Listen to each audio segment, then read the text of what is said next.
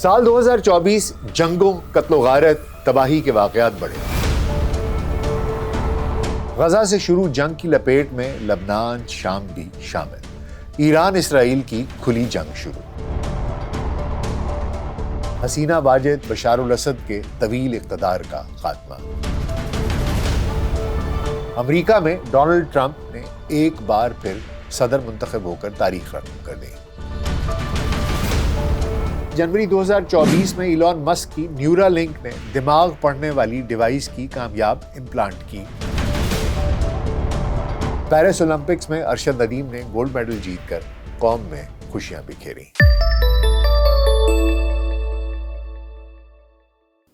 VLC pod cost میں doctor ناصر bag کے ساتھ آپ کی خدمت میں حاضر ہیں۔ السلام علیکم۔ کبھی نرمی، کبھی سختی، کبھی عجلت، کبھی دیر۔ کبھی نرمی، کبھی سختی، کبھی عجلت، کبھی دیر۔ وقت ہے دوست بہرحال گزر جاتا ہے۔ لمحہ لمحہ کبھی لگتا ہے مجھے ایک ایک سال، کبھی لمحے کی طرح سال گزر جاتا ہے۔ رئیس امروہی نے یہ قطعہ شاید کچھ ایسے ہی سالوں کے لیے لکھا تھا۔ آج ایک اور برس بیت گیا، ایک ایسا برس جس میں دکھ، تباہی اور تکلیف رہی۔ سال 2024 آج اپنے دورانیے میں دیے گئے غم اور خوشیاں لیے اپنے اختتام کو پہنچ گیا۔ بنی نوع انسان امن، ترقی اور خوشحالی کی دعاؤں اور امیدوں کے ساتھ سال 2025 میں ایک نئی صبح کا آغاز کرے گی۔ سال 2024 میں عالمی سطح پر اگرچہ ترقی اور خوشی کے چند واقعات بھی رونما ہوئے، مگر مجموعی طور پر اسے اگر جنگوں، قتل و غارت گری اور تباہی کا سال کہا جائے تو غلط نہ ہوگا۔ بات تباہی اور غارت گری سے ہی شروع کر لیتے ہیں، چلیں۔ اس حوالے سے دیکھا جائے تو مشرق وسطیٰ اس گزرتے برس میں اپنے بڑھتے تنازعات کے باعث دنیا بھر کی توجہ کا مرکز بنا رہا۔ 7 اکتوبر 2023 سے حماس اور اسرائیل کے مابین جنگ کا نہ رکنے والا سلسلہ آج بھی اپنی بھرپور طریقے سے جاری ہے۔ فلسطین میں اسرائیل کی جانب سے خون کی ہولی کھیلی جا رہی ہے اور اسرائیل کی سفاکانہ بمباری سے ہسپتال اور عبادت گاہیں محفوظ ہیں، نہ ہی اقوام متحدہ کی ذیلی عالمی تنظیموں کے عملے اور صحافیوں کی حفاظت کی کوئی گارنٹی ہے۔ بس ایک وحشیانہ جنون اسرائیلی حکومت اور فوج کے سر پر سوار ہے جو انسانی خون کا پیاسا بن چکا ہے۔ اس جنگ میں 50,000 کے قریب فلسطینی جام شہادت نوش فرما چکے ہیں، جن میں بچوں اور خواتین کی بڑی تعداد بھی شامل ہے، جبکہ 1 لاکھ سے زائد زخمی اور ہزاروں افراد اپنے گھروں سے محروم ہو چکے۔ یہ جنگ جارحیت اور درندگی کی بدترین مثال بن چکی ہے۔ تصور کیجئے کہ مائیں اپنے بچوں کی ٹانگوں پر نام لکھ رہی ہیں تاکہ لاش پہچاننے میں آسانی ہو، اور اس سے زیادہ تکلیف دہ بھلا کیا ہی ہو سکتا ہے۔ اقوام متحدہ کے secretary general Antonio Guterres Gaza کو بچوں کا قبرستان قرار دے چکے ہیں، مگر وہ عملی طور پر کوئی متحرک کردار ادا کرنے میں ناکام رہے ہیں۔ غزہ کے شمالی حصے میں عمارتیں کھنڈرات کا منظر پیش کر رہی ہیں، جبکہ غزہ کی پٹی پر بھوک، افلاس اور قحط نے ڈیرے ڈال رکھے ہیں۔ وہیں جنگ کے دوران امریکہ اور مغربی ممالک کی حکومتوں کا رویہ افسوسناک رہا، جنہوں نے غیر جانبداری کا مظاہرہ کرنے اور جنگ بندی میں مؤثر کردار ادا کرنے کی بجائے اسے مزید ہوا دی۔ امریکہ غزہ جنگ کے آغاز کے بعد سے مجموعی طور پر 4 بار اقوام متحدہ میں پیش کی جانے والی جنگ بندی کی قراردادوں کو ویٹو کر چکا ہے، اور اس ضمن میں پینٹاگون کے سربراہ لوئڈ آسٹن کا بیان روشن خیالی کے دعوے داروں کے منہ پر ایک زناٹے دار تماچا ہے کہ ہم اسرائیل کو وہ ساز و سامان فراہم کرتے رہیں گے جو اسے اپنے دفاع کے لیے درکار ہے، جس میں اہم گولہ بارود، تکنیکی گاڑیاں اور فضائی دفاعی نظام بھی شامل ہے۔ غزہ میں انسانی زندگی ایک المیہ داستان بننے کے ساتھ ساتھ پورا مشرق وسطیٰ جنگ کے شعلوں کی لپیٹ میں ہے۔ رواں برس یہاں پیش آنے والے واقعات کا ترتیب سے جائزہ لیں تو سب سے پہلے جنوری میں ایران میں سابق جنرل قاسم سلیمانی کی چوتھی برسی کی تقریب میں 2 زوردار دھماکے ہوئے، جس کے نتیجے میں 103 افراد اپنی زندگیوں سے محروم ہو گئے، جبکہ سینکڑوں لوگ زخمی ہوئے۔ اپریل 2024 میں ایرانی صدر ابراہیم رئیسی اپنے وزراء سمیت آذربائیجان کے نزدیک ایرانی سرحد پر ہیلی کاپٹر کریش ہونے کے سبب جاں بحق ہو گئے۔ صدر ابراہیم رئیسی کی اچانک موت نے 2024 میں ایران کو شدید دھچکا پہنچایا۔ ویسے تو رپورٹس کے مطابق یہ ایک حادثہ ہی تھا، مگر ایسا کیسے ممکن ہے کہ سازشی نظریات سامنے نہ آئیں؟ کسی نے امریکہ کی مداخلت کا تذکرہ کیا تو کسی نے اسے اسرائیل کی شرارت قرار دیا، یہاں تک کہ بعض نے اسے ایران کی اپنی کارستانی بھی کہہ دیا۔ بہرحال 2024 میں ایران اور اسرائیل کے درمیان موجود کشیدگی براہ راست فوجی تصادم میں تبدیل ہو گئی۔ پہلا بڑا واقعہ اپریل میں پیش آیا، جب ایران کی اسلامی انقلابی گارڈز نے حزب اللہ اور حوثیوں کے ساتھ مل کر اسرائیل کی جانب 300 سے زائد ڈرونز اور میزائل داغ دیے۔ یہ کارروائی دمشق میں اسرائیلی حملے کے نتیجے میں 2 ایرانی جرنیلوں کی شہادت کا بدلہ لینے کے ساتھ ساتھ تہران میں اسماعیل ہنیہ اور بیروت میں حسن نصر اللہ کی شہادت کا بدلہ لینے کے لیے کی گئی تھی۔ اسرائیل نے امریکہ، برطانیہ، فرانس اور اردن سمیت بین الاقوامی اتحادیوں کی مدد سے ان میں سے زیادہ تر میزائلوں کو روک لیا، جس کے نتیجے میں نقصان نہ ہونے کے برابر ہوا، اور زیادہ تر نقصان جو ہوا وہ جنوبی اسرائیل کے نیوڈیم ایئر بیس تک ہی محدود رہا۔ لیکن اس کارروائی کا بدلہ لیتے ہوئے اکتوبر کی 26 تاریخ کو اسرائیل نے ایک بڑا فضائی حملہ کیا، جس میں 100 سے زائد طیاروں نے ایران کے ریڈار اور فضائی دفاعی نظاموں کو نشانہ بنایا، جس سے ایران کی میزائل پیدا کرنے کی صلاحیتوں کو نمایاں طور پر نقصان پہنچایا گیا۔ یاد رہے کہ اس سے پہلے 30 جولائی کو بیروت میں اسرائیلی فضائیہ کے حملے میں حزب اللہ کے اعلیٰ فوجی کمانڈر اور اسرائیل کے اعلیٰ ترین اہداف میں سے ایک فواد شکر کو شہید کر دیا گیا۔ امریکہ نے ان کے سر کی قیمت $50 لاکھ مقرر کی تھی۔ اسی طرح حماس کے سیاسی ونگ کے سربراہ اسماعیل ہنیہ کو 31 جولائی کو ایران میں شہید کر دیا گیا۔ انہیں تہران میں ان کی رہائش گاہ پر نشانہ بنایا گیا۔ حملے میں اسماعیل ہنیہ کا سیکیورٹی گارڈ بھی اپنی زندگی سے ہاتھ دھو بیٹھا، جبکہ 20 ستمبر کو ہونے والے ایک اسرائیلی حملے میں حزب اللہ کی ایلیٹ رضوان فورس کے سربراہ ابراہیم عقیل اور دیگر 15 کمانڈروں کو شہید کر دیا گیا۔ لبنانی حکام کے مطابق اس حملے میں کل 55 افراد مارے گئے، جن میں سے زیادہ تر عام شہری تھے۔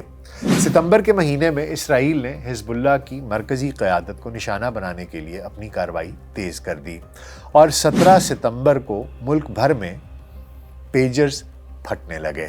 پیجرز جو کہ ٹیلی فون سے پہلے، موبائل سے پہلے رابطہ کرنے کے لیے استعمال ہوتے تھے، وہ پیجرز پھٹنے لگے اور ان کے واقعات رپورٹ ہوئے، جن میں متعدد افراد جاں بحق اور ایرانی سفیر مجتبیٰ امانی سمیت تقریباً 2500 افراد زخمی ہوئے تھے، جس کی ذمہ داری بعد ازاں بنیامین نتنیاہو نے قبول کرتے ہوئے کہا تھا کہ پیجرز دھماکے ان کے حکم پر ہوئے۔ حزب اللہ کے سربراہ حسن نصر اللہ کو اسرائیل نے 27 ستمبر کو ایک فضائی حملے میں شہید کر دیا۔ اس سے ایک روز قبل ہی اسرائیل نے حزب اللہ کے مضبوط گڑھ سمجھے جانے والے جنوبی لبنان میں اپنے حملوں کا آغاز کیا تھا۔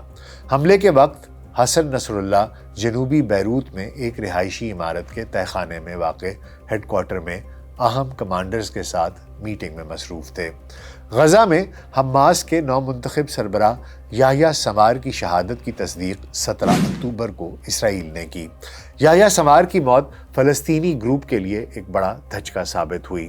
وہ 7 اکتوبر 2023 کے حملے کے منصوبہ ساز بتائے جاتے تھے۔ اسرائیل کی جانب سے جاری کردہ ویڈیو میں دعویٰ کیا گیا کہ گشت کے دوران اتفاقیہ طور پر یحییٰ سنوار سے سامنا ہونے پر اسرائیل نے مقابلے کے بعد انہیں شہید کر دیا ہے۔ یحییٰ سنوار کے آخری لمحات کی ویڈیو کو بھی دکھایا گیا، جہاں وہ زخمی حالت میں ہونے کے باوجود اپنے ہاتھ میں پکڑی چھڑی صہیونی ڈرون پر مارتے ہیں۔ یہ ویڈیو فلسطینیوں کی مزاحمت کی عظیم علامت تھی، جس نے فلسطینیوں میں موجود آزادی کے جذبے کی بہترین عکاسی کی۔ اسرائیلی مظالم پر عالمی برادری کا اجتماعی ضمیر تو سویا ہی رہا، تاہم فلسطینیوں کی حمایت کے چند واقعات بھی دیکھنے میں آئے۔ مثلاً 21 نومبر کو عالمی فوجداری عدالت نے جنگی جرائم کے ارتکاب کے الزام میں اسرائیلی وزیر اعظم نتن یاہو کے وارنٹ گرفتاری جاری کر دیے۔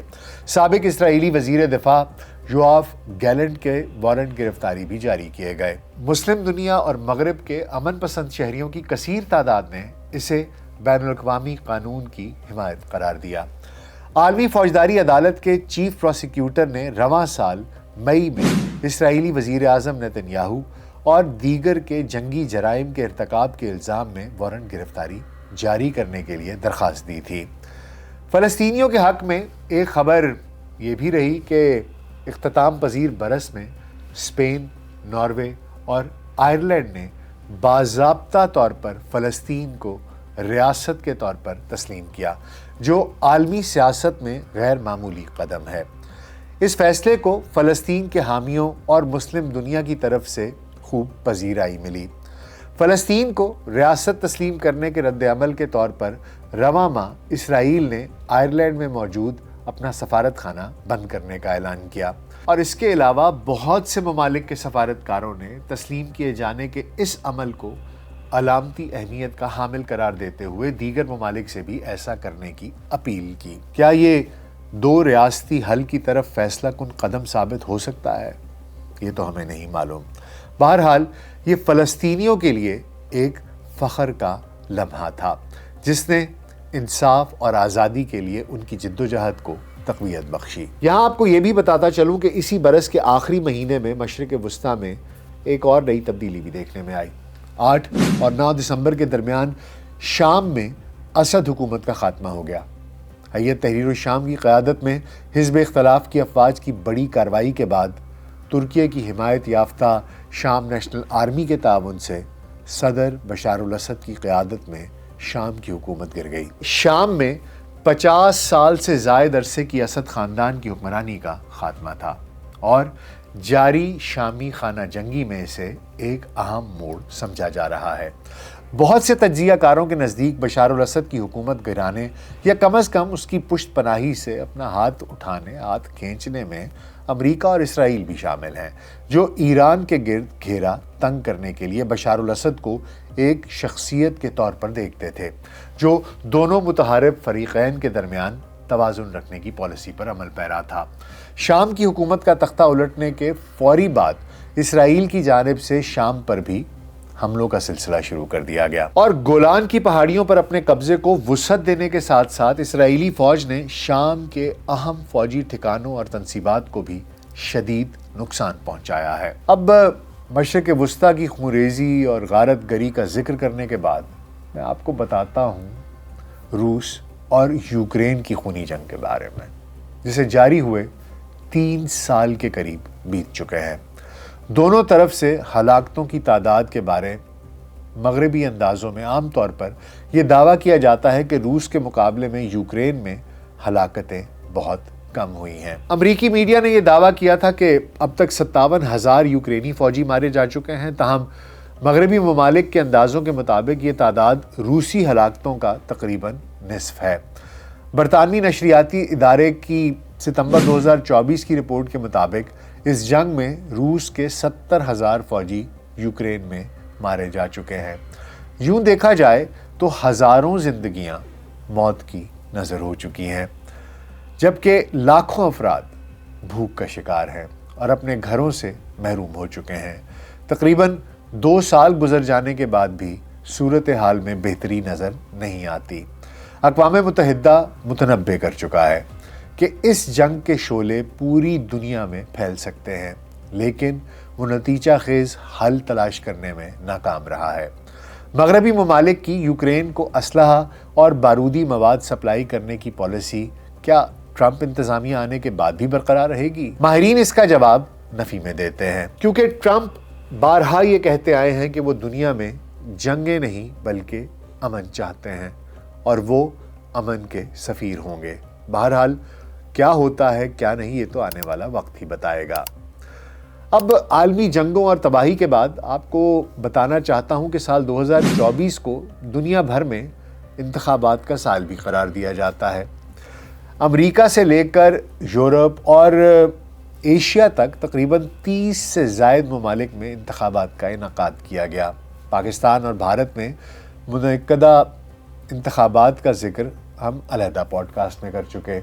پاکستان میں شہباز شریف اور ہمسایہ ملک بھارت میں مودی ایک بار پھر وزیر اعظم بن گئے۔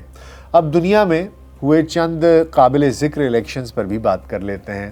بنگلہ دیش میں سب سے پہلے انتخابات کا انعقاد کیا گیا، جہاں حسینہ واجد نے دھونس، دھمکی، دھاندلی ان سب سے پھر سے حکومت بنا لی، مگر جلد ہی ڈھاکہ سے شروع ہونے والے طلباء کے احتجاج کی ملک گیر صورتحال اختیار کرنے کے بعد وزیر اعظم حسینہ واجد کو ملک چھوڑ کر اپنی بہن کے ہمراہ بھارت فرار ہونا پڑا۔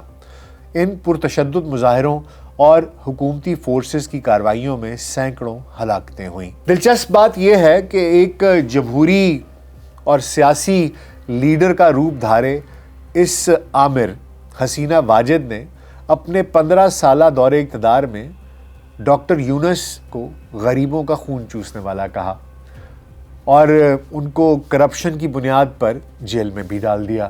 لیکن اب گردش ایام دیکھیے کہ وہ جیل سے نکل کر عبوری حکومت میں نگران وزیر اعظم بن چکے ہیں، اور اس کے ساتھ ساتھ پاکستان اور بنگلہ دیش کے تعلقات بھی ایک خوشگوار موڑ پر پہنچ چکے ہیں۔ اور دوسری طرف شری لنکا کے 2024 کے صدارتی انتخابات نے سیاسی طور پر ایک غیر مستحکم قوم میں امید کی کرن پیدا کی اور بالآخر ایک اصلاح پسند رہنما انورا کمارا ڈسانائکے کو منتخب کر لیا، جنہوں نے معاشی مسائل اور نسلی کشیدگی کے خاتمے کا وعدہ کر رکھا تھا۔ انورا کمارا ڈسانائکے کی ابتدائی اصلاحات، برادریوں کے درمیان مصالحت اور معیشت کے فروغ کی کوششوں کو سراہا جا رہا ہے۔ اسی طرح ایران میں صدر ابراہیم رئیسی کی موت سے اچانک قیادت کا بحران پیدا ہو گیا تھا اور مختلف سیاسی گروہ اقتدار کے لیے متحرک ہو گئے تھے۔ تاہم جولائی میں انتخابات کے دوران ایران کے اصلاح پسند رہنما مسعود پزشکیان صدر منتخب ہوئے۔ انہوں نے سخت گیر موقف والے سعید جلیلی کو شکست دی۔ دراصل مسعود پزشکیان کی انتخابی مہم میں اصل جان مہنگائی اور امریکی پابندیوں سے نجات کے نعرے سے پڑی تھی، مگر ابھی تک وہ کوئی بریک تھرو دینے میں ناکام رہے ہیں۔ رواں سال دنیا کے طاقتور ترین صدر کا بھی انتخاب ہوا، جی ہاں، امریکہ کے صدر کا، اور ڈونلڈ ٹرمپ امریکہ کے 47ویں صدر منتخب ہوئے۔ انہوں نے کملا ہیرس کو شکست دے کر وائٹ ہاؤس میں جنوری سے شروع ہونے والی نئی 4 سالہ ٹرم حاصل کر لی ہے۔ ڈونلڈ ٹرمپ نے سیاسی تجزیہ کاروں کی اکثریت کو سرپرائز دیتے ہوئے ڈیموکریٹک امیدوار کملا ہیرس کو واضح فرق سے ہرا دیا۔ یہ صدارتی انتخاب تاریخ میں اس لیے بھی یاد رکھے جائیں گے کہ ڈونلڈ ٹرمپ پر اس دوران 2 مرتبہ قاتلانہ حملہ بھی ہوا۔ اور اب امریکہ کے بعد بات ہو جائے اس کے عالمی حریف روس کی، تو روسی صدر ولادیمیر پوٹن نے یوکرین میں جنگ کے 2 سال بعد اپنے عہدے پر فائز رہتے ہوئے مارچ کے انتخابات میں اپنے 24 سالہ حکمرانی کو مزید 6 سال تک طول دے دیا ہے۔ اس کے علاوہ ایک اور اہم الیکشن میکسیکو میں ہوا، جہاں کلاڈیا شین بام نے پہلی خاتون صدر منتخب ہو کر تاریخ رقم کی۔ ان کی مہم صنفی مساوات، تعلیمی اصلاحات اور منظم جرائم کے خاتمے پر مرکوز تھی۔ خواتین نے اس کامیابی کو میکسیکو میں ایک نئے دور کا آغاز بتایا ہے۔ دنیا میں صنفی برابری اور جمہوری عمل کے لیے یہ ایک یادگار لمحہ تھا۔ میکسیکو کے بعد آپ کو بتانا چاہتا ہوں کہ رواں سال میں ایک اور غیر معمولی واقعہ جنوبی کوریا کا قلیل مدتی مارشل لاء تھا۔ جنوبی کوریا کے صدر یون سک یول نے 3 دسمبر کو جنوبی کوریا کو اپنی قوت کے حامل دشمن ممالک شمالی کوریا کے جارحانہ اقدامات اور ریاست مخالف عناصر سے بچانے کا جواز پیش کرتے ہوئے ملک میں مارشل لاء لگایا، جو محض 6 घंटों ही चल सका। पार्लियामेंट के बाहर शदीद अवामी मुजाहरे हुए, जहां अवाम फौजियों से लड़ती नजर आई, जबकि रात गए अरकान पार्लियामेंट ने मार्शल लॉ रोकने की करारदाद मंजूर की, जबकि 14 दिसंबर को मुआवजे की कामयाब तहरीक से सदर को चलता किया। ताहम सियासी कशीदा सूरत हाल ताहाल जारी है। साल 2024 ने जाते जाते जनूबी कोरिया के अवाम को एक बड़े सदमे से भी दो चार कर दिया, जब इतवार 29 दिसंबर को जनूब मगरब में वाक़े मुआन इंटरनेशनल एयरपोर्ट पर निजी एयरलाइन के मुसाफिर तैयारे को एक जानलेवा हादसा पेश आया। थाईलैंड के बैंकॉक एयरपोर्ट से उड़ान भरने वाले जीजू एयर के बोइंग 737 मुसाफिर तैयारे में अमले के 6 अरकान समेत 181 अफराद सवार थे। हादसे में सिर्फ अमले के 2 अरकान फ्लाइट अटेंडेंट ही जिंदा बचे, जो कि जहाज में पीछे की जानिब बैठे हुए थे। रेस्क्यू हुकाम ने खदशा जाहिर किया है कि हादसे की वजह खराब मौसम और जहाज से परिंदे का टकराना हो सकता है। तैयारे के दोनों ब्लैक बॉक्स यानी फ्लाइट डेटा रिकॉर्डर्स और कॉकपिट वॉइस रिकॉर्डर मिल गए हैं। ताहम जनूबी कोरियन खबर रसां इदारे के मुताबिक फ्लाइट डेटा रिकॉर्डर को जुज़वी नुकसान पहुंचा है, जिसकी वजह से इसे डिकोड करने में 1 माह तक का वक्त लग सकता है। अब फ़िज़ाई हादसों की बात हो रही है तो इससे पहले एक और तैयारा हादसा सितंबर 2024 के दौरान ब्राज़ील की रियासत साओ पाउलो में भी पेश आया, जहां जहाज़ क्रैश होने से क्रू समेत सवार तमाम 62 अफराद हलाक हो गए थे। अफसोस हमारी आज की बात में तबाहियों का तज़करा कुछ ज़्यादा ही हो गया है, मगर क्या करें, ये साल ही कुछ ऐसा था। और जहाज़ तबाह होने का ऐसा ही एक अलमनाक वाक़या अज़रबैजान एयरलाइंस को भी पेश आया, जिसमें कि आधे से ज़्यादा मुसाफिर हलाक हो गए। उनका जहाज़ अज़रबैजान से रूस ग्रोज़नी जा रहा था। अब चलें कुछ बात हो जाए भारत और कनाडा के दरमियान ताल्लुकात में कशीदगी की, जो अक्टूबर 2023 के दौरान उस वक्त पैदा हुए जब कनेडियन वज़ीर आज़म जस्टिन ट्रूडो ने मगरबी कनाडा में एक सिख रहनुमा हरदीप सिंह नजर के कत्ल के पीछे भारत का हाथ होने का इल्ज़ाम लगाया था। भारतीय नजाद कनेडियन शहरी हरदीप सिंह निजर को रवां साल जून में कनाडा के शहर वैंकूवर में कत्ल कर दिया गया था, जिसके बाद दोनों ममालिक में तनाव बढ़ गया था। सफारती ताल्लुकात मुअत्तल हुए और सफारतकारों को मुल्क बदर कर दिया गया। अब इसके अलावा भारत और भी खबरों में रहा। उनके कुछ नेवी के अफसरान मशरिक़ वस्ता में इसराइल के लिए जासूसी करते पकड़े गए और उनको सज़ाए मौत हुई, लेकिन इस साल के वस्त में या शुरू में उनको सफारती मुलाकातों के बाद बहुत तगोदो के बाद छुड़वा भी लिया गया। भारत के बाद आइए देख लेते हैं कि ये साल मौसमियाती तब्दीलियों के हिसाब से कैसा रहा। तो इस साल भी बड़े पैमाने पर मौसमियाती तब्दीलियां देखने में आईं। शदीद गर्मी, सैलाब, गैर मुतवक्के बारिशें और समुद्री तूफ़ान, इन सब से तकरीबन पूरी दुनिया मुतासर हुई।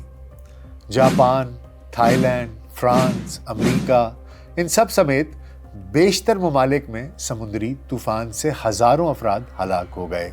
रवां बरस तारीख का गर्म तरीन साल भी साबित हुआ है।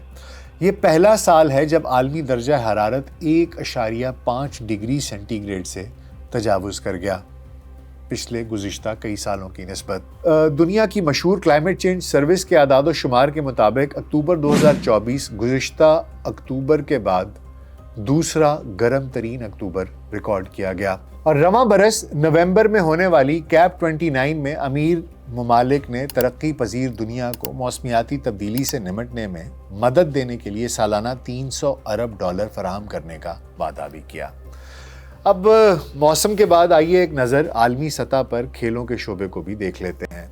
तो सबसे पहले बात अवाम के मकबूल खेल क्रिकेट की हो जाए, जिसकी चैंपियंस ट्रॉफी की आइंदा बरस मेज़बानी पाकिस्तान के हिस्से में आई थी, मगर भारत ने हठधर्मी का मुजाहरा करते हुए पाकिस्तान में टीम भेजने से इनकार करते हुए किसी न्यूट्रल वेन्यू पर मैच कराने का मुतालबा किया। पाकिस्तान भी डट गया और यूं इवेंट से पहले रवां बरस दोनों हरीफ ममालिक के करोड़ों क्रिकेट लवर्स के लिए परेशानी और तशवीश का बायस बना रहा। बरतानवी अखबार टेलीग्राफ ने इस मसले पर बड़ी खूबसूरत अंदाज में तनकीद की है। लिखा है कि आइंदा बरस पाकिस्तान में शेड्यूल आईसीसी चैंपियंस ट्रॉफी में भारत के ना आने और इवेंट के कुछ मैचेस मुत्तहिदा अरब अमारात मुंतकिल होने का मामला बड़ा अजीब और दिलचस्प है। पाकिस्तान इवेंट का मेज़बान है, लेकिन 4 मार्च तक ये वाज़े नहीं हो सकेगा कि इवेंट का फ़ाइनल लाहौर में होगा या किसी और वेन्यू पर। रिपोर्ट में कहा गया है कि इससे ये अंदाज़ा होता है कि एक क्रिकेट बोर्ड के पास ये ताकत है कि वो किसी दूसरे मुल्क में शेड्यूल फाइनल के इनेकाद को भी रोक सकता है। अब बहरहाल बीसीसीआई के पास पैसा है और पैसा बोलता है। बहुत से इंटरव्यूज़ आपको ऑस्ट्रेलियन क्रिकेटर्स और पूरी दुनिया के बाकी क्रिकेटर्स के भी मिलेंगे, जहां वो आपको तंज करते हुए दिखाई देते हैं कि आईसीसी में शायद खुद तो कोई दमशम है नहीं और जो बीसीसीआई कहता है वो उसके पालतू कुत्ते की तरह दुम हिलाता उसके पीछे चलना शुरू कर देता है। अब क्रिकेट के बाद आइए बात कर लेते हैं ओलंपिक्स की और ओलंपिक्स में पाकिस्तान को मिलने वाली खुशी की। पेरिस में सन 1924 के बाद पहली बार ओलंपिक्स का इनेकाद किया गया। यूं तकरीबन एक सदी बाद पेरिस ने 2024 ओलंपिक्स की मेज़बानी की। इससे कबल सन 1900 और 1924 में इसने ओलंपिक्स की मेज़बानी की थी। फ्रांस में जुलाई से शुरू होने वाला ये इवेंट 11 अगस्त तक जारी रहा। फ्रांस के सदर इमैनुअल मैक्रोन ने इन आलमी खेलों का बाज़ाब्ता इफ्तिताह किया और ओलंपिक मिसाल भी रोशन की गई। इस इवेंट के 80 लाख से ज़ायद टिकट फ़रोख्त हुए। पेरिस ओलंपिक्स में अमेरिका सरफ़हरिस्त, जबकि चीन ने दूसरी पोजीशन हासिल की। पाकिस्तान ने 40 साल बाद ओलंपिक्स में गोल्ड मेडल हासिल किया। अरशद नदीम ओलंपिक्स में इंफरादी कैटेगरी में गोल्ड मेडल जीतने वाले वाहिद पाकिस्तानी एथलीट बन गए, जिनकी कामयाबी पर पूरी कौम में खुशी की लहर दौड़ गई। वतन वापसी पर कौम ने अपने हीरो का शानदार इस्तकबाल किया, जबकि मुख्तलिफ सरकारी और निजी शख्सियात और इदारों की जानिब से अरशद नदीम को इनामात से भी नवाजा गया। इसी तरह दुनिया भर के मकबूल खेल फुटबॉल में यूरो कप का मेगा इवेंट हुआ, जिसमें दिलचस्प मुकाबले देखने को मिले। स्पेन ने इंग्लैंड को यूरो कप 2024 के फाइनल में 1 के मुकाबले में 2 गोल से शिकस्त देकर टाइटल जीत लिया। यूरो फुटबॉल कप 2024 का फाइनल जर्मनी के शहर बर्लिन में स्पेन और इंग्लैंड के दरमियान खेला गया था। अब आखिर में बात करते हैं साइंस और सेहत के मैदानों की, जहां कुछ उम्मीद अफजा खबरें सामने आई हैं। गुज़िश्ता बरस की तरह रवां बरस भी टेक्नोलॉजी के मैदान में बहुत से इनकलाब लेकर आया। दुनिया भर में आर्टिफिशियल इंटेलिजेंस या मसनूई ज़हानत ने तहलका मचा दिया है। 2024 में सामने आने वाली एक और अहम पेशरफ्त मसनूई ज़हानत चैट जीपीटी का तालीम, सेहत और तख्लीकी सनतों में अपनी जगह मुस्तहकम करना है। महज तिब और साइंस के शोबे में चैट जीपीटी के बढ़ते हुए इस्तेमाल को देखकर कहा जा सकता है कि दुनिया यकलख्त तब्दील होने वाली है। जैसा कि इकबाल ने कहा था कि आँख जो कुछ देखती है लब पे आ सकता नहीं। मैं भी हैरत हूँ कि दुनिया क्या से क्या हो जाएगी। दूसरी जानिब सेहत के शोबे में जनवरी 2024 में इलॉन मस्क की न्यूरालिंक ने दिमाग पढ़ने वाली डिवाइस की कामयाब इम्प्लांट की। ये डिवाइस न्यूरोलॉजिकल मसाइल में मुब्तला अफराद के लिए तैयार की गई थी, जिसकी शानदार नताइज सामने आ रहे हैं। प्राइवेसी और मुमकिना गलत इस्तेमाल पर नाक़दीन अपने खदशात का इजहार भी कर रहे हैं, जबकि इसके हामियों का कहना यह है कि ये तिब की दुनिया में इनकलाब बर्पा कर देगा। बिलखुसूस इसके ज़रिए माजूर अफराद बासानी मामूल की ज़िंदगी गुजार सकेंगे। सेहत के शोबे में एक और इनकलाबी पेशरफ्त और हुई, और वो ये कि अल्जाइमर के इलाज में इनकलाबी थेरेपी मुतारिफ हुई है। तजर्बात के बाद दरियाफ्त होने वाली नई थेरेपी ने बीमारी की बुनियादी वजूहात को निशाना बनाया है और इस थेरेपी के क्लिनिकल ट्रायल्स में शानदार नताइज सामने आए हैं। इस हवाले से ख़ानदानों ने जज्बाती कहानियाँ शेयर की हैं, जहाँ मरीज़ खोई हुई याददाश्त वापस हासिल करते दिखाई देते हैं। साइंसदानों ने इस कामयाबी को तिब्बी तारीख में एक अहम संग मील करार दिया है। ये थी 2024 की राम कहानी, اور یوں 2024 کو دنیا زیادہ اچھے برس کے طور پر تو یاد نہیں رکھ سکتی. یہ برس بھی انسانی جبلتوں کی وحشت اور انتقام کی آگ کو نہ بجھا سکا. تاہم پھر بھی جاتے جاتے یہ انسانوں کی ہی کچھ جماعتوں کے لیے انسانیت کی اجتماعی فلاح کے لیے کچھ امیدیں بھی دے کر جا رہا ہے. اور 2025 اپنے دامن میں کیا خوشیاں، کیا غم، کیا المیے، کیا حادثات چھپائے بیٹھا ہے، یہ تو ہم پر کل سے ہی آشکار ہونا شروع ہوگا. فی الحال 2024 کے آخری پوڈ کاسٹ کے ساتھ ڈاکٹر ناصر بیگ کو اجازت دیجیے، اس دعا کے ساتھ کہ آنے والا سال آپ کے لیے، آپ کے اہل خانہ کے لیے صحت، تندرستی، کامیابیاں اور خوشیاں لے کر آئے. اپنا بہت خیال رکھیے گا. میری طرف سے، میری پوری ٹیم کی طرف سے آپ کو نیا سال بہت بہت مبارک ہو. اللہ حافظ.